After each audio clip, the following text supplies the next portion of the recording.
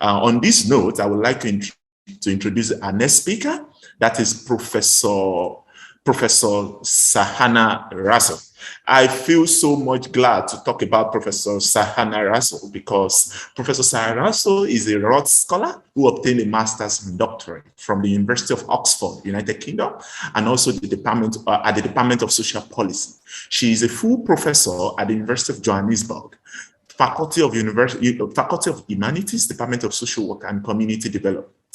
Professor Shahana Rasool has been an activist, researcher, trainer, and academic in the field of gender and for many years, with a particular focus on gender-based violence. Shahana is active in various organizations and partnerships, both regionally and internationally. She's vice president of the Association of Schools of Social Work in Africa and the African representative on the International Association of Schools of Social Work. Shahana is chair of the International Conference on Gender and Sexuality and recently edited a special issue in the Journal of Gender Issues. She is also vice president of the Asian African Association of Women, Gender and Sexuality. On this note, I feel so delighted to welcome you, Professor Shahana Rasool, for your presentation. A round of applause for her. Yeah. Thank you so much, Olu. Good day, everybody, and thank you to the organizers for inviting me today. Let me just try and share my presentation quickly. So yeah, Sawubona, Kunjani, Habari, happy Africa Day to everyone. And I'd like to start off by remembering one of our late ancestors, Nkrumah, late President Nkrumah. And he says, I am not African. I'm not an African because I was born in Africa, but because Africa was born in me. And, when I teach on decoloniality, I always share this picture of the true size of Africa. And this is really the force that we should become. The global map doesn't really adequately represent the true size of Africa, both our hearts and our capabilities and abilities. And so today I'm mostly going to talk a little bit about social work history and organizing in Africa, or more social work educators history and organizing, and a bit about ASWA, because this is who we've been asked to represent. And just in terms of how these bodies are really important for us to actually start addressing important issues in Africa from an African perspective, from a decolonial perspective, which was really what our colleague Jacob also mentioned in the beginning of our discussions. So just to say that actually the first conference to discuss social issues in Africa was held in Abidjan, Ivory Coast in 1954, many moons ago. And between 1965 and 71, various meetings were held to establish the Association for Social Work Education in Africa. And this was formally launched in 1971. So organization by educators in Africa has a long history. In 1965 in Egypt, 16 African schools of social work were represented. And the purpose was to examine the content of training programs and syllabuses and to make a critical survey of existing trends in training in social work. And this was already in 1965, right? So, and then in 1969, the expert working group of social work educators met to further discuss issues in West Africa. And in that same year, they met to formally establish ASWIA, which was the Association for Social Work Educators in Africa. And at that time already, educators were talking about social development, coloniality, decolonization of education, and developing appropriate curriculum for the African context. So the things we're talking about now is really not new. By the fifth conference, the ASWIA conference in Ethiopia in 1985, they had a membership of 55 social development training institutions and 150 social work educators from 33 African countries. But we are struggling to get this right now in ASWA, despite us having better technology and means of communication, which they clearly didn't have at that time. They didn't have the internet, they didn't have Zoom and WhatsApp and all of these kind of technologies we currently have, as well as kind of websites. So I'm not sure what happened in the years between 1985 and 2005. That was almost 20 years. In fact, some of this research is being done currently by Linda Kreitzer and Prof. Abaitase and a few others. So I'm really looking forward to their research. I just kind of picked up some of this from some of my reading.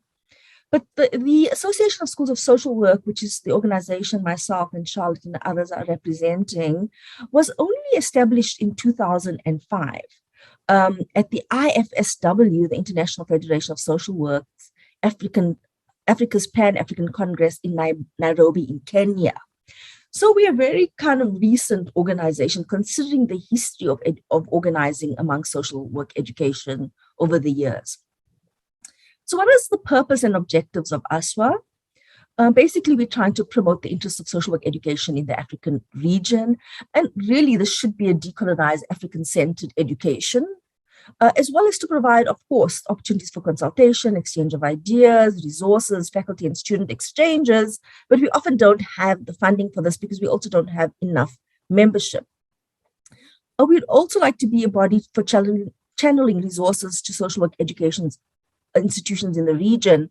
And a lot of this gets done through our alliance with IASSW, which I'll talk to you about just now, because we also concern not just with interregional and regional, but also international cooperation in social work education. And this is linked to, ASWA is linked to the International Association of Schools of Social Work. And I'm talking about IASSW because our role as Africans in IASSW becomes very important. If we don't have membership and we don't have enough representation and action from African educators, our role gets minimized in IASSW, right? But IASSW offers a lot of opportunities and resources for Africa to do more interregional cooperation and work. So just quickly, the vision of IA is to promote excellence in social work education, research and scholarship across the globe in pursuit of a more just and equitable world. Now, I sit on this board and my question is often justice for who, an equitable world for who, human rights for who, because they were very quick to act on the Ukrainian situation, but maybe not as quick to react to other issues in the world, for example, Palestine and other issues in Africa. I'm not going to go through their mission. You can find this on their website. And so, I guess what I'm trying to talk about is why do we need to be active in these organizations? Both ASWA-Net, ASWA, IFSW. Why is it important for us? And as I said earlier, since the time of ASWIA in the 1960s, and even the conference held by the esteemed Nkrumah, scholars have been talking about decolonization and Africanization. The issue of whether we are just universities based in Africa or African universities is not a new discussion. Why are we still having these same discussions? Why is it that our universities are not able to move from the colonized spaces that they are? Why are we failing to organize ourselves now when we have technology available to us?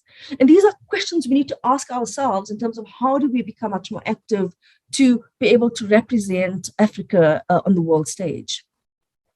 And the impact of us not being as active as we should be is that the European issues still dominate. And as I said earlier, ISSW was willing easily to do a statement on Ukraine, but when we wanted to do a statement on Black Lives Matter or the Palestinian issues or other African issues, we are told that we have a generic statement that covers all of these, or we can do one statement to lump all of these other issues together. So European issues can be dealt with as critically important, but all others must be lumped into one. And so the question remains, whose lives matter? So if we don't, as Africans and Black people and people of the global South, start asserting ourselves and taking a stand on our own issues, and if we don't organize ourselves and ensure representation, we will continue to be excluded, silenced, and marginalized, even in a profession that claims an interest in social justice and human rights.